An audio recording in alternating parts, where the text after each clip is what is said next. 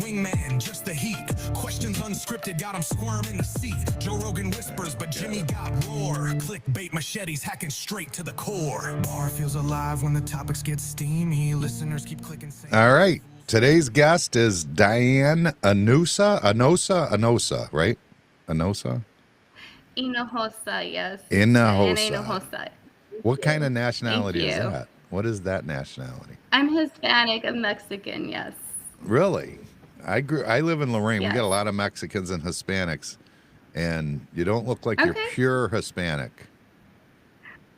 Oh, definitely not. There's definitely some Germans, some Spaniards in there as well. So my family came from pretty much everywhere. So Awesome. But definitely not the pure. name came from Hispanic, being Mexico or whatever, right? So Yes. you're in Yes. Texas. Where are you located in Texas? So I'm located way down in the border. So there's a town called McAllen, Texas. I am literally a few blocks away from the river, from the Rio Grande. So Mexico is like 10-minute drive up. Oh So I'm wow. way down on the south side. So do you have issues, or did you have issues with the illegals and all that when that was going on there? And that in what your town? No, it really wasn't. It really wasn't an issue. Like it wouldn't be seen as much. I definitely feel that the media hyped it up a lot more. But then the media gives you like clips of worst case, worst areas types of things. I I really gotcha. feel that all of that was going on. I'm not saying it wasn't going on. It definitely is, has been forever, and all that. And it was bad. However, it was further on to like the other parts of Texas. Like I feel like Okay. that's more by like El Paso, Laredo area, all of that, which is a decent amount of a ways away from me. And you're a school teacher, or was a school teacher prior? Yeah, I was. I was a school teacher for 14 years. Oh, And it definitely interesting. Now I did quit 2022, and now I do help people get their insurance licenses. So I'm still teaching, just not at school anymore. I taught high school and middle school. Did my okay. time. You got enough of that. Now you teach adults basically. So when you say you Yes. get it, you're teaching people to get an insurance agent's license. That's what it is. Yes, the life and health insurance exam. So I have been an insurance agent myself since late 2019. I actually got my license on Halloween. I remember I passed my test like late September. Then the state of Texas was behind on paperwork and all of that. Like all month, I remember bugging my friends like, "Oh, they haven't approved my license yet. I'm waiting on the state to approve my license." Literally, we were at a Halloween party and I checked my phone, checked the email because I was checking this thing like crazy. And finally, it was like, I got it. So I remember it was Halloween officially 2019 when I got my license. Okay. So fast forward about 2 years in, my manager was like, "We want a way to get our agent's license faster." So I put a class together and it was in person at first. Now it's all on Zoom. You do all of it through Zoom, and you still do it for who you were working for prior to that. No, so my previous company basically dismantled. My manager moved on to other things. She has another business with her husband. They put swimming pools and stuff like that together. So I just do it for anybody. Like I don't necessarily work with a given company, which is really cool because I get to meet people from all over the U.S. and they all work for Geico, Primerica, Symmetry, Experior, like you name it. I've probably worked with agents from that given company. Does the insurance change from state to state a lot, where it makes a difference? No, so the cool thing is that there are very much standardized laws with like minor little details here and there from state to state. So, like when somebody gets their insurance license, they have to get it in their home state. And then from there, they can just add different licenses. So, for example, like all term policies work the same, all whole life policies work the same. Now, when it comes to differences, let's say that Florida may allow something Texas doesn't, but it may just be a difference of like a time frame. So maybe getting a temporary insurance license, Florida allows 180 days. Texas now also allows the same time frame, but for a long time they only allowed it for 3 months versus 6. So little minor changes like that, but overall it's about the same. So Oh, it's okay. easy to be able to teach somebody from Florida versus California versus Texas because for the most part it's all the same.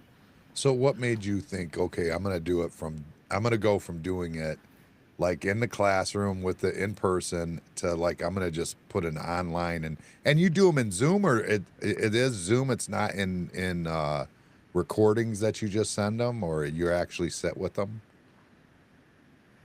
So we can do, I pretty much do both. I do have an online course, so they can just buy it, log on, see the videos, and I break everything down so detailed. Like I've had people be like, I've used Chat GPT and I understand it when you tell me, and I still don't understand it with Chat GPT.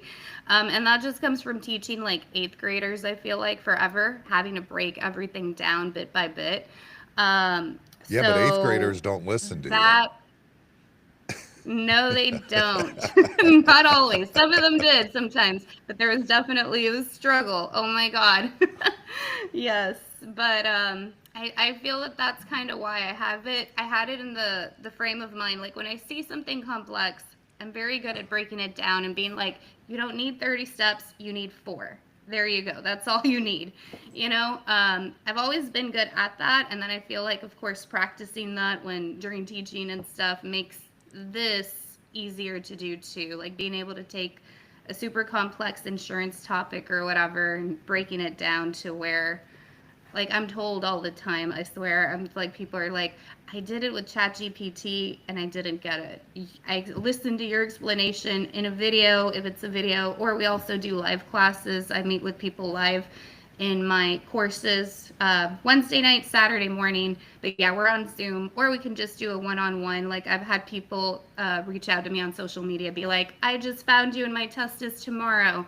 So we would like jump on a Zoom for like an hour or two, and then they go and they pass the test and whatnot. So that's really cool too, like little crash courses. And it's always fun when I have people that message me and tell me that they passed their test. And sometimes I've had people tell me that they failed it a couple of times. And I'm just like, what do we need to do to make you pass? Right, And right. it's awesome when they do that finally. That's cool. Is it tough? Is an insurance agent's license pretty tough to get? I mean, is that a tough? Does it? I mean, I'm not saying I don't. I've never done it. I have no clue what it is and what it's a pretty tough test to take. Then I assume. So the exam itself, what I tell people is that it is difficult, but it's not impossible. It's about learning like the little tricks. Like they'll put a question and then they'll put every single answer option the same, with the exception of one word that was in the past tense, and that one word makes it correct, and all the other identical phrases, maybe in the present tense and change one little random thing. So once people know what to look for as far as the question setups and like the little tricks they put in there and stuff, it's super easy. But the test itself is not super difficult, but there's just so much information. So people find themselves super overwhelmed.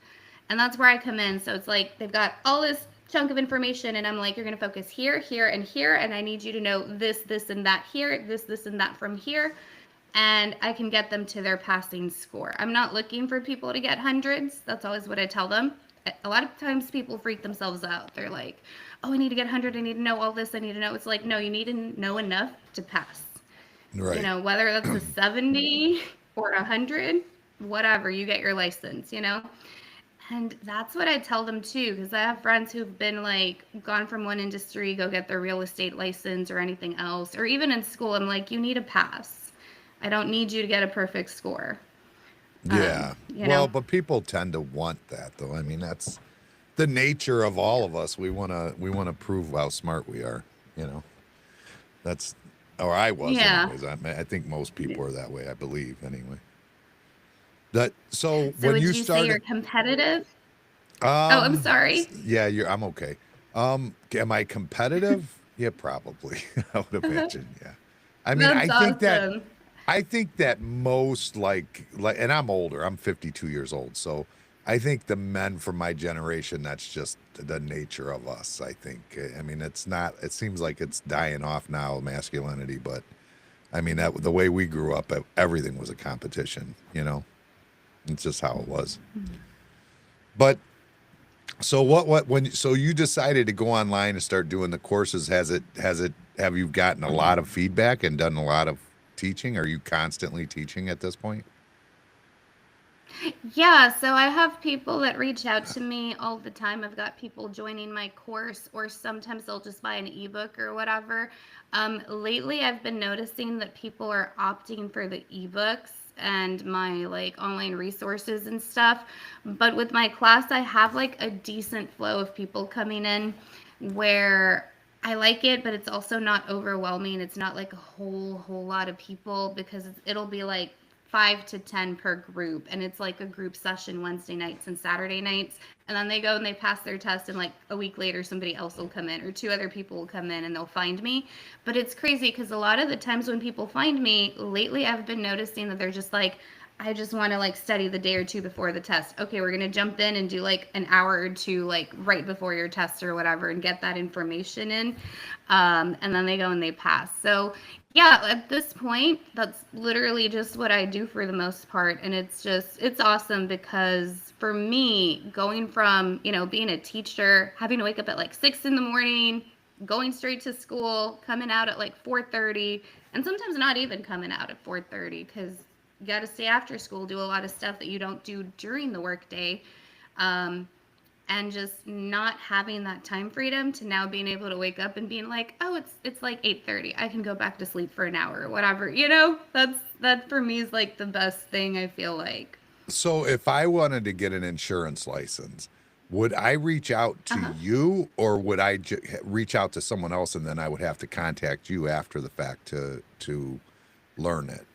Or I mean, do you point Oh no. people in that direction also, like what they need to do to actually get set up? Yeah, so if somebody, like, let's say you don't have a company, you're not sure like how to go about it, definitely setting up a time to chat with me. I would be able to tell you, okay, these are the companies that are good. These are some of like the information, and I would be able to help you get started and help you get like a contract and everything to get you to take your exam. The benefit of going through me like that would be that depending on the state, there are 22 states that don't require a specific state approved license.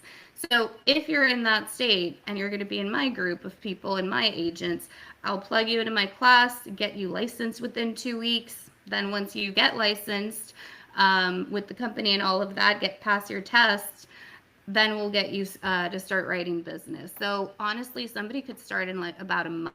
That's the ideal time frame. So when they start studying with me, I'll get them signed up, get them their contracts and all of that. And then I will plug them into my class, get them the study material they need. 2 weeks in, my ideal time frame for them is going to be pass your test. And I have a really high success rate of getting people done in and out and done in 2 weeks, which is why other agencies also look for me. But that way they're writing, working, getting business, because a lot of the times, as you know, being an insurance agent, it's commission based. So if somebody's studying for a month, 2 months, they're just going to stay studying. They're not going to be motivated. They're going to eventually lose interest and not even get their license. So that's what I always tell them. And I put that like time limit. So the process would be, we'll sit down. I'll give you some information. If you said, yeah, let me become an agent, I'll get you into class, get you the study material you need within 2 weeks, preferably. Sometimes people are like, oh, I have a business or I have this is part-time gig, whatever. Okay, within 4 weeks, we'll get you to take your test, pass the test, contracted and working within that month. Again, ideal time frame a month and a half would be like stretching it a little bit. So you But can go yeah, get your agent definitely I and you can don't help have you. to work for a company at all. You can just be your own agent, your own company, basically, easily enough in most states, or a lot, well, 22 Yeah, of them. so So not that you don't have to go through an agency or an organization. So they're called IMOs or FMOs in the insurance agent or industry. So we do have to go through an FMO or an IMO to become a broker, and that would be basically where I've gotten my state license. And then from there, we can start contacting if somebody wanted to go completely independent, right? They can contact Mutual of Omaha, for example, National Life Group, whatever carrier they chose or wanted to work with. Sign a direct contract. That would be one level. But if somebody wanted to contact and say sell for both of those or more than that, then we would go through an IMO, and that is where I can help them get started and get contracts. So what I meant was that when it comes to testing for the actual insurance license, there are companies that offer like the courses like I do, right? And some of the states require them to be state approved. And some states are like, it's okay, just go grab your book, go grab your study course, whatever you want to study with, and then come and sign up and register for the test. So that is the one thing too that I discuss with people. So depending on your given state, number one, do you need to do a state approved course to take your license, your exam? Or is your state one of the ones that says, just go study and come sign up and take it when you'd like? Is that something you have planned in your future, is to try and make sure you have a state approved course in each state? Yes, definitely. Do you still sell insurance or no? Do you just do this? Yes.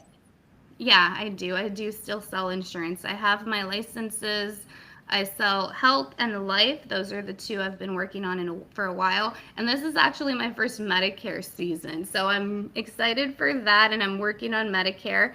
And we're going to see how that goes at this point. I'm still learning, but yes, I am an active agent as well. Wow. And well, with Medicare now too, we've got all the issues with, we don't know what they're going to do with the government. So you don't even know what's going to happen in January, right? I With the know, shutdown or whatever exciting they got going on. times. Yeah. Interesting. Oh my gosh, yes. I hope that ends soon. It's so crazy. The government shutdown. I've been following it here and there. It's a lot. It's a lot that's getting affected. Yeah. And it's going to affect insurance at some point, regardless, one way or Mhm. the other. That's the whole. But yeah, Yeah. that's so Yeah. okay. I get. I think I'm catching what you're doing here, and it's been good for you. You've had a lot of success with it. And if people want to Yes, do I anything, do. if they go ahead, go. I'm sorry. Go ahead. Oh, no, no, I'm sorry. Go ahead. I People was want just to gonna what? say, give somebody some information on how to get in touch with you so that they can talk to you or reach out if they are interested in becoming an agent. Okay, awesome. So I do have my class. My website. They can go onto my website, insuranceexamcourse.com. That would be my main website with the details for the courses. And then you can find me on YouTube and TikTok, guys, as the insurance exam teacher. So definitely feel free to get some information. Go onto my YouTube, watch the videos. I go into the life of an insurance agent, into the topics for the insurance exam. Feel free to watch a couple of the videos. Of course, all of the descriptions in the videos have how to contact me, how to set up a free 15-minute chat with me. We'll get on a one-on-one Zoom, talk about the details, discuss all that information. And again, that's on TikTok and on YouTube as well. Nice. TikTok, YouTube. Them are the ways to go. Mm-hmm. Everybody's on TikTok and YouTube. You don't have a Facebook page? I do. It would be Diana Hinjosa. I don't have it. Okay, I do have an insurance exam teacher Facebook page. I need to go in and update some stuff. But yes, you can find me on Facebook too, Diana Hinjosa, and all of my stuff on YouTube and TikTok do link to that Facebook as well. Oh, okay. All right. Awesome. Yeah, that's awesome. Everybody seems to use any types of social media at all. I'm trying to see if I can pull up your web page right now. I'm seeing if I can get it to come up. I'm not having any luck over here though. Insuranceexam.com, you Oh said? no. Insurance exam course. Oh, exam course. That's probably why Yes. I'm not putting a course part in. Yeah. Okay. There we go. That sounds better. All right. Maybe that'll go now. And I think I can get this to pull up. I think I can replace my face with it. I think so. I think I can do that. Give me 1 second. Well, so everybody who's watching, if they want to take a look at it, they can take a look at it. Right screen. Where you at? There you are. All right. Is that the right page? Looks like it is. It's got your Yes, name it on it. is. All right. And Yes, that's it is. so anybody who So, wants it, that they can go on there and they can see mhm. it right there that way. Yes, Well, thank you. yes, yes. That now I can't find where you're at under my windows. Oh no, I'm here. Where'd Can she you hear go? me? Where'd she go? There you are. You lost me. That's funny. How did you lose me? Uh, so so so are you licensed in any states at this time? You have a now I'm not saying you're not licensed. Do you have a state approved course in any states right now? Is the question, right? Yeah, I N- think I said it right. n- No, so right now my courses are not state approved. We are going to be working on that in English and in Spanish. So I'm working on building out the Spanish course. So for people who want to take the Spanish exam to become life insurance agents, then we're going to start working on getting the state approved status and all of that. So yeah, so it's coming and that's definitely in the plans. But like I said, I want to make sure that I have all of the requirements and all of the information in English and in Spanish before we go and try to get all that done. Okay. Do you speak Spanish? Yes, I do. It was actually my first language. Oh, okay. So are you a born citizen or no? Yeah, I was born in the US, Oh, okay. but all of my dad's family is in Mexico. So we would go, like I said, I'm like literally on the border. So every weekend we would go and come to and from Mexico. And for me, it's literally like a 10-minute drive over the bridge. So I'm that close. Wow, that's awesome. That's kind of cool. You do you Do you have what's it like going into Mexico? Like, I mean, I've never done it. Like, what is it like to like drive back and Mhm. forth to Mexico? What do they go through over there?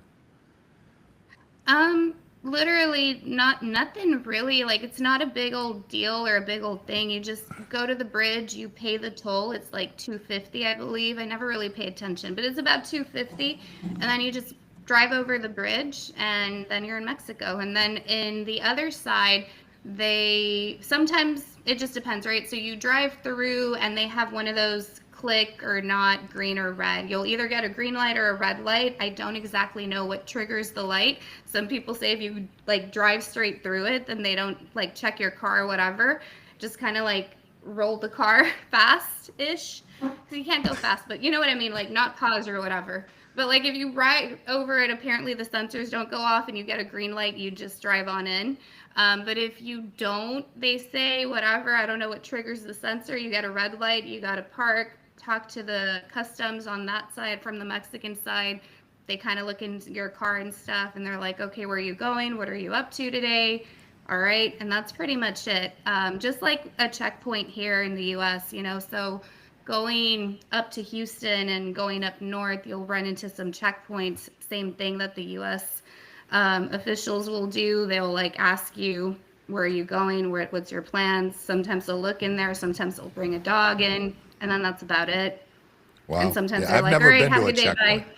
I'm in Ohio. We don't really have checkpoints. I mean, we are on the border of Oh, okay. Canada. I mean, like, but like, Uh-huh. there's a lake in between, and I go close to the border with the boat a lot, but Oh, that's awesome. never had to deal with any of that, like Coast Guard or anything. But yeah, that's I've never had to deal with. We don't just have random checkpoints in Ohio that I know of. Never seen them anyway. Yeah. So when you're in Texas and you're driving maybe about an hour and a half north of the border, there will be a checkpoint. So there's a checkpoint on the way up towards like Houston on this side of the map, and then on Laredo there's another checkpoint about an hour um, going north of there. I'm trying to think if there's another checkpoint like in the middle. I don't think so, but they're like scattered. So if you're imagining Texas, there's one on like the far, both like on the far sides of Texas. Um, so I'm sure there's more, but yeah, so it's just because of international trucks coming in, cargo, things like that. And then the cars have to go through them too, to make sure that there's nobody trying to come through or anything Yeah, no in ways that they illegals and shouldn't, stuff like that. illegally Yeah. and whatnot. Yeah, no illegals or anything. Do you have a legal family in the U.S.? No.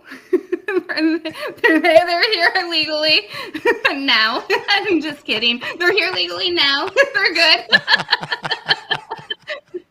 That was a little sus. I'm just saying. That was a little sus. Well, being as close as I am, I don't know what to tell you about that one. What can I say? And not get in trouble. Well, Nope, not a one. no, they're all good. No, they're all good. But it happens. It really does. Oh, I'm sure it does. But One I day mean, a if friend it's came not, over. I'm gonna go. when it's not malicious, nobody Oh, well, cares. There's not a U.S. citizen that is worried about a Mexican coming into the U.S. that's not malicious. I think the only ones they yeah. worry about is if there's malicious. And it seems like that was more coming from Yeah. other countries, and that Venezuela and places like that coming through Mexico. I don't think that Oh, Mexican anybody really cares.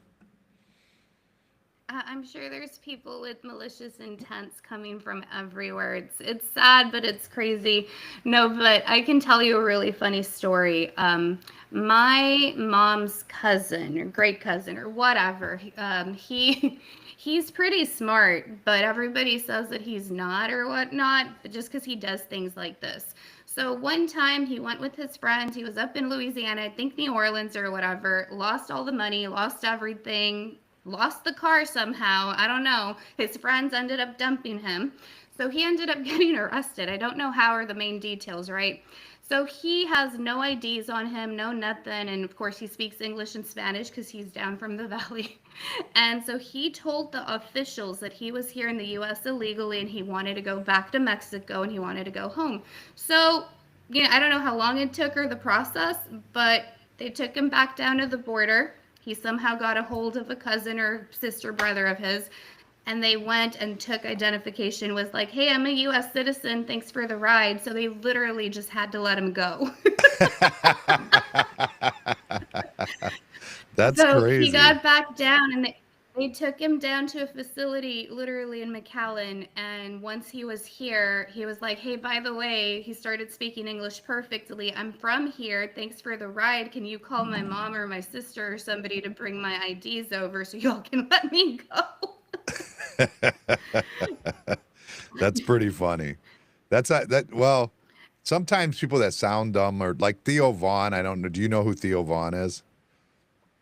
I The have heard the name, He's but a podcaster, and his humor to me is genius. But he does it in a way where he sounds stupid. Like he does it like he doesn't understand or whatever. But he has it's genius. It's so funny. He's just so good at it what he does, and with the podcasting and stuff. Anyway, I've never seen his stand kind of up. like a sarcastic tone or like, No, well, like one of my favorites is Cat Williams. He's okay. doing a podcast, and he said that he had a Black Christmas Cat Williams, and Uh-huh. it's a really funny clip because he says it. Let me see if I can find it real quick, and I'll show you. And boy, it's hilarious. If I know I can find it here. Let me see. We got Theo Vaughn, but it's like he's coming across dumb, but there's not even a little bit dumb. He's very, very funny guy. Where are you at? Here it is, right here.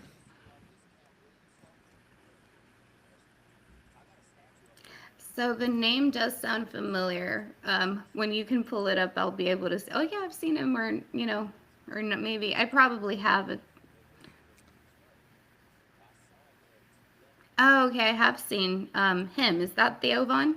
Yeah, right there. Okay.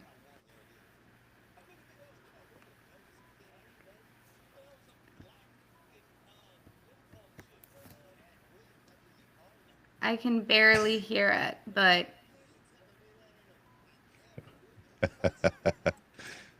Hilarious though. But it does. It looks it's funny because he comes across like he doesn't understand, but he completely understands, if that makes sense. But yeah, that's his yeah, humor. But so definitely. sometimes your humor can be if you're funny enough, you could play it off the right way, and it's even funnier. Or if you're smart enough, I should Yeah, say. So I don't know where that yeah, came from. I understand. No, yeah, no, I understand what that's like. It's like you're playing dumb, but you're really not, and you're kind of just playing the role or the scenario. It's yeah. No, So I love what? it when people can pull that off. So what's the worst thing that's happened like went to your online classes so far? Have any nightmare stories? Not for my insurance exam course. So, I mean, no, I can tell you some COVID when I was teaching stories, but as far as my online course, I wouldn't say there's anything really bad that happens. One time the power went out where I was at, and I just kind of lost connection. And when it came back, everybody was like, "What happened?" And it was like, "Well, the power's out." But what's cool is that no, given that it's online, it's like low maintenance, other than the typical sometimes connection issues. So I will say this: where I'm at, the border patrol sometimes will cut communications, and this happened pretty much all growing up and stuff because I'm so close to the border. Power goes out, but I think that happened once when I was in class, and another time it was like actual the power was out because of a storm or whatever. But other than that, I wouldn't say what's the worst story. Um, we saw somebody get pummeled by a dog one time. That was funny. Like that came out of nowhere. The whole great team just came and like jumped on him and literally like knocked him off of the chair. But that That's wasn't pretty like a good. horror story. I don't know. So you were a teacher But no, during that's what? good. So you were a teacher during the shutdown, like so you were teaching from home. Yeah. What was Yeah. that So I like? was teaching from home. That's got to For be me, horrible. it was great. You liked it? You liked it? I liked it. I liked it because again, we were jumping on a Zoom. We weren't having to put up with the behaviors that the kids were having, all that craziness. And I think I had 3 Zoom classes for about an hour and a half a day in the very beginning. Once we got structure and stuff, it was 45 minutes with this group, 45 minutes with the next one. Um, it was just crazy. It was insane, but I liked it. I did not have like an issue with it. I feel like I was one of the ones that was able to adapt fairly quickly to it. And I remember when we actually went in shutdown mode that well, for us, it was I was down visiting my family because at the time I was teaching in San Antonio. So I was down in the valley, and then suddenly we got the notice, no travel or anything like that. And I was like, oh, cool, we're getting another week for spring break. And for me, it was awesome because my nephew was actually having spring break after that. So I was like, I didn't even get to spend time with him. He was at school, right? So when he went into spring break, that was our spring break extension. And I was all happy about it at first, right? And I was like, oh, I can do that. And then suddenly it was like, we're not going back to school. We're all staying where we're at. And I actually stayed there for about another month and a half because everything was crazy. But I remember logging on and just sending a link to my students and being like, okay, guys, log on and, we're just going to catch up, whatever. I had so many kids jump on. Like, they missed each other. That was, like, real sweet. They're all 8th graders. They're like, oh, my God. And, some of them were sharing, like, what they were scared about and things like that and just joking around and all that. It was actually nice. And I did miss seeing them, that interaction, but it was not horrible for me over here. Plus, I was an insurance agent at the time. So it was like I was getting to do class and then I'd do some calls and then I'd do some sales and whatever. So for me, I was like, okay, but yeah, I'm sorry I cut you off. Oh, you're okay. No, you're good. Hold on one second. You got it, Bill? Okay. You get me the bill. Yeah, hand it to me. I'll give it. We could do a bill and a podcast at the same time, Joe. I got the fish guy here in front. Well, I don't need a bill. I just need an amount. Huh? What do you mean? I've got the fish guys here. We've got Joe Bennett showed up. He needs paid. He dropped me off some Lake Erie perch. You guys down in Texas don't know nothing about that. That's a Lake Erie yellow perch is phenomenal. You know, that's gold around here. Yeah, that's our gold around here. So here you go. Let me give him a calculator real quick. There you go, Joe. All right. Well, if anybody wants to get insurance, you go to your page. I'll let you say it all again real quick. Give everybody the go-to for it. Okay, guys, so you can find me on insuranceexamcourse.com, and that'll be the information for the courses if you want to become an insurance agent. And you can also find me and all of my links on YouTube as the Insurance Exam Teacher. So find me on either, or you can find me on TikTok too, the Insurance Exam Teacher. So no matter where you find me, you'll find the links for everything else. So yeah, that's where to find me. All right, awesome. And she'll help you get your insurance agent license. And if you need to set up that, I owe you 2 more real quick. I got it right here. If you just give me 1 second. Give me 1 second. We're going to pause. I'm going to throw him some money real quick. No, we're good. Sounds good.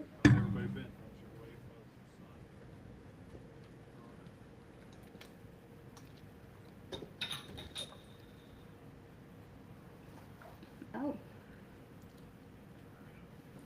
All right, Joe. Will do. Hey, here, take a sticker for your truck. Yeah. Take a window cling of the Madhouse Bar Talk. I like that sticker. I saw you post it. All right, I'll talk to you when you get All right, bud. All right. Sorry about that. Yeah, I told him to stop by today to get fish, and because we do on Friday, we do Lake Erie. I have a Madhouse Bar and Grill is also, our Madhouse Bar Talk is above Madhouse Bar and Grill, which is a restaurant here in Elyria, Ohio. So we're kind of by Cleveland area, right on the lake. And oh my gosh, that sounds awesome.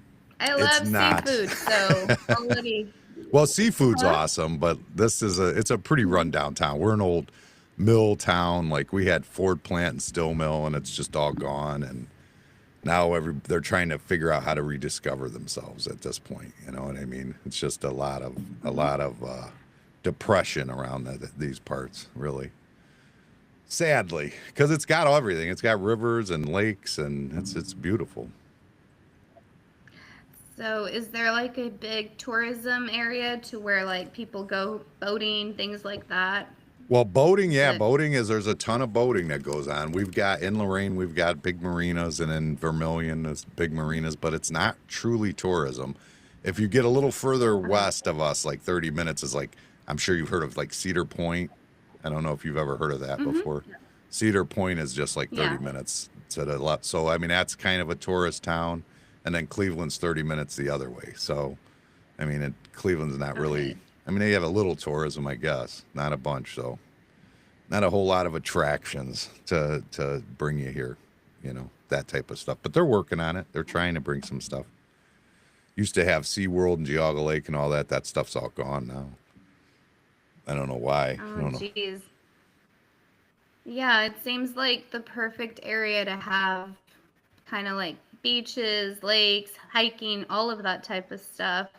Given it, like you said, there's a bunch of rivers and things like that. A lot of people who like fishing tournaments, everything. Yeah, the biggest problem with it, well, we do have fishing tournaments. We do walleye tournaments and stuff real big out here. They have some big, that's the one, if you remember on the news, the guy was putting the weights in the walleye. Do you remember that?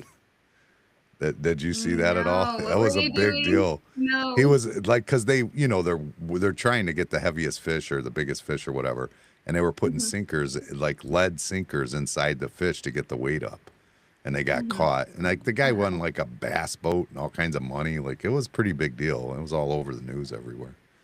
But yeah, that's about that. The Oh. problem with our rivers and stuff is that when you go down the rivers, a lot of them have factories on them, you know, that are old and Mhm. torn, like they're not even running, like still mills or we had a shipyard they just converted locally into like a nice restaurant and condos and stuff like that. But it was there sitting for years, just an abandoned shipyard where Steinbrenner used to build his ships back in the olden days, like in the 70s and 80s. So, prior to that too, but I mean, when I was a kid, I think it went away somewhere in that time frame in the 80s, I think. But at any rate, it's a crap town, but it's a good town. I love it. I got a lot of pride for it, you know. But Oh, it is a depressed area. oh, well, hopefully they'll, like you said, find themselves again, revive all of that. That's always, it takes a while. There's definitely like, it goes in cycles though, for sure. I feel like that could be true for like any given town or country or whatever. So yeah, like I feel like right now the US is going in a cycle. Like we're kind of in a depressed time frame, but now it's gonna hopefully get better soon. But Nice. we'll Yeah, I see. hope so. I'm hoping. I don't feel as optimistic as you. I don't want to lose hope. You know, there's a lot of craziness, a lot of things that I don't necessarily like going on and all that. But again, hoping. Yeah. Yeah, it's a prey. I don't know I don't know what the outcome is, but it's a wild world we're in right now. I don't know where it's if it's good, bad, or Um, indifferent. I'm too old. I just yeah. want things Well, back if the way you they were. believe, um, I would love that to come back to some certain things that I definitely miss too. Well, if you believe TikTok, we're about to be like visited by aliens and whatnot. Maybe they'll help reset everything. So I don't know That's if you're on on that side TikTok? of TikTok. No. It's on that side of TikTok. They're saying Atlas 3.1 is coming and, come on down, fix everything. We'll see. So there's some TikToks that are Three. going around that say the aliens are coming, huh? Yeah, so supposedly they found like a starship or whatever, or they're claiming, right? And apparently, supposedly, NASA said some time ago there's a 5% chance that it was an alien mothership. And recently, now they're saying it's a 40% chance and that it's closer and that it's coming and whatever. And I'm just like, okay, well, we'll see. We'll see when they show up, if they show up. I remember an episode of The Twilight Zone that I showed my kids, and the aliens showed up. They were nice and everything. And then at the very end, everybody was like, trips to Mars, trips to outer space. At the very end, it was like, there was a book, and it was like, how to cook a human. So I remember like plot twist, right? I'm like, that's what's gonna happen, right? I Yeah, don't know, but with not my good. students, we used to see the Twilight Zone and compare the allegories and metaphors and all of that to those episodes. And I remember I was like, it's going to be a total episode of The Twilight Zone. Like that when they show up, we're going to be like, we're nice. We're going to take you on a trip. See, I don't know Lots how of that people are works going to go. because that's our that's as humanity, that would be like if we landed on another planet somewhere, Uh-huh. we would be like, oh no, you can't disrupt them or you can't disturb them or you can't, you know, and then there'd be a part of us that would say, oh well, they're doing some pretty bad shit to each other. We've got to intervene. And then the next thing you know, we would be intervening and it would that's just how we are as human nature. I mean, that's kind of what we did on Earth. I'm sure we're going to do the same thing when we leave, you know, the planet Yeah. if Elon Musk can figure it out. Yeah. Yeah. Yeah. I hear he's close. There's actually a SpaceX. Where is it? It's like out in South Padre Island, somewhere close to there. It's close to here. And we're hearing and seeing like rockets and stuff. The very first one they did from down here, it was like 2 years ago. There was debris everywhere. And people were like scrambling, trying to go find the debris and the pieces and whatever from one of their rockets that like blew up Exploded, and yeah. whatever. So you see them taking off. You can Yeah. see them in the air. Yeah. Yeah.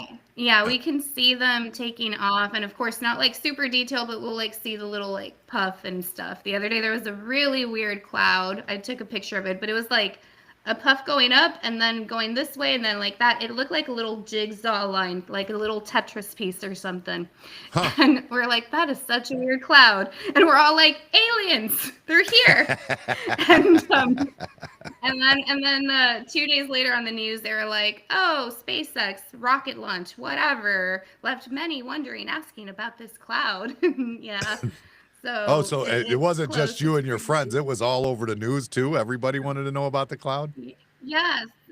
So people were reporting it to the cops and like literally like calling 911 like, hey, there's something there, you know? What is 911 going to do if aliens decide to invade us? I mean, that's a pretty weird phone I call. have no idea. Yeah, can you imagine what they hear? Like the dispatchers for like the police stations. I can only imagine the craziness they hear. Yeah, I I can't, would be I that can't. dispatcher that goes so. Yeah, right. Okay, there's a funny cloud. Thank you for letting us know where exactly is this cloud. Can you give me an exact coordinate or Yeah, can you something. Google Earth it or Google Yeah. Map it? I don't know. Jeez. Well, I hope that this works out for you. I'm glad you took the time to talk to us, and I hope you get some few people get in your class or something in this from us.